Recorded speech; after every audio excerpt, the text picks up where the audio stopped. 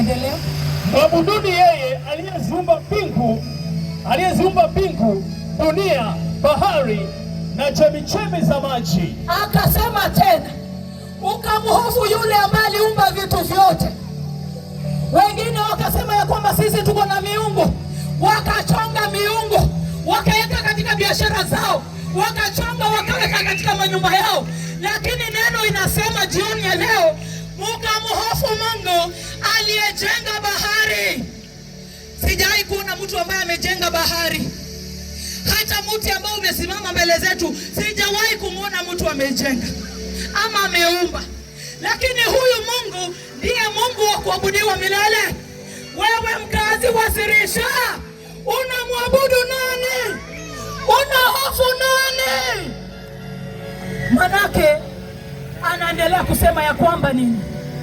Malaika wa pili, manake saa ya hukumu yake, akafuata akisema, umeanguka Babeli mkuu.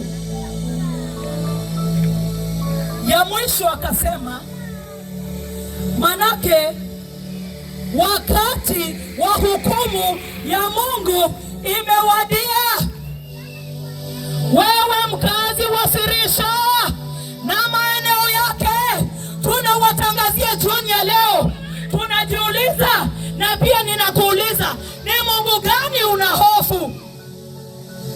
Wengine wakaenda kunyenyekea miungu mingine, wakachonga miungu, wakasema huyu ni Mungu wangu.